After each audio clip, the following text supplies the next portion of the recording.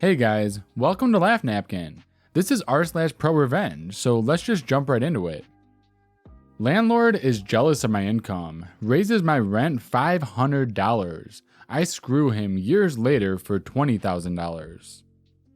In the late 90s, wife and I were just married, just getting started, and we decided to dink. Double income, no kids, for a few years to save up for a down payment on a house. The dot-com bubble was still rising, and I was a newly minted software developer. I had an entry-level job for a while, and then got recruited to a new city and a new job that paid 3 times what I was making before. It was an offer too good to pass up. I ran the numbers, and it was a no-brainer. By living frugally and saving my entire salary, living off of just her income, we would easily have enough in a year to put 20% down payment on a new house. We rented an apartment in the new city that was listed for $950 a month. The landlord was a real estate agent who owned a 2-bedroom condo as an investment property. Let's call him Hank Wazowski. Hank was a thin, gray, no-nonsense guy. He was pleasant enough, but perfunctory, dry, and had no sense of humor.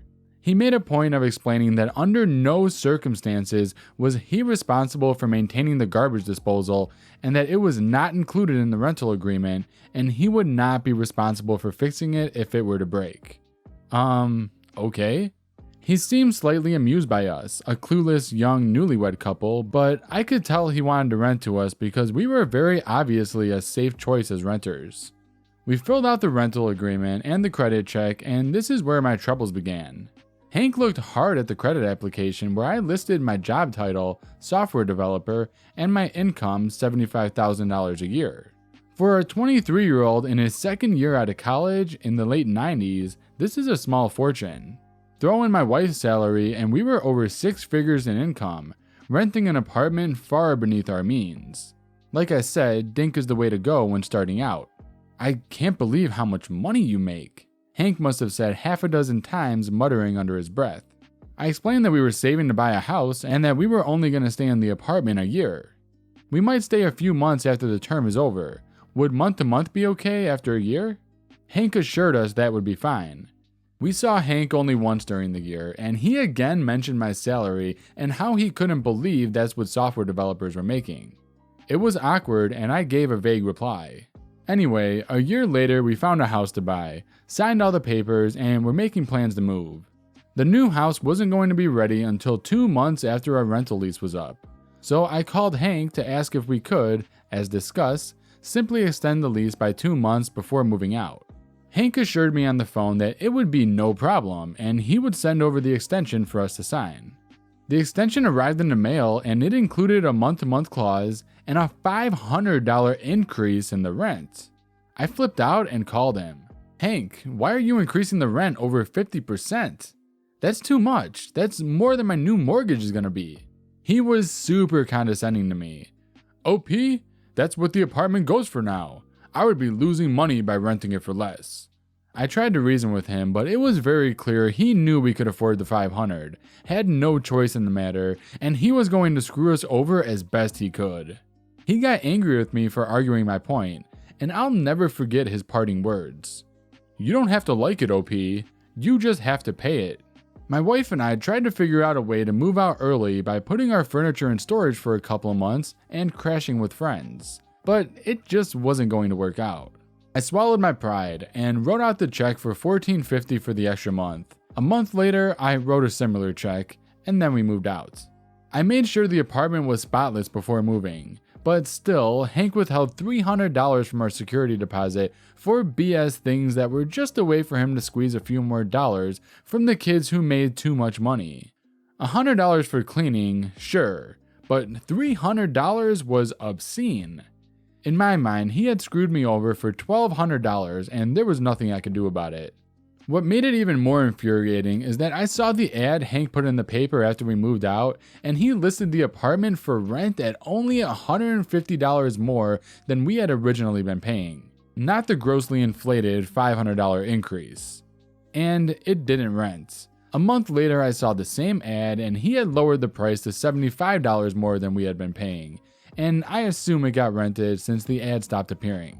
Fast forward about 5 years. Life is good. The house is good. We have a baby. And even though the .com bubble has burst, I'm still employed. One day, out of the blue, I overhear one of my coworkers, Phil, a senior developer, talking to a guy working at the reception desk. Hey, Mike, I'm expecting someone to drop off some paperwork for me. If Hank Wazowski asks for me, tell him I'll be right out. I freeze and get a taste of bile in my mouth, remembering how I had to write out that name on those checks all those years ago. There was no way it's the same guy, right? I walk over to Phil, who is still by the reception desk. Phil, I say, how do you know that name, Hank Wazowski? Phil explains that Hank is his real estate agent. I bought my condo through him several years ago, and I'm selling my condo now so I can buy a house. So I'm going to ask him to be my agent again. Do you know him? I tell Phil that I used to rent an apartment from Hank and describe what he looks like. Phil confirms the description.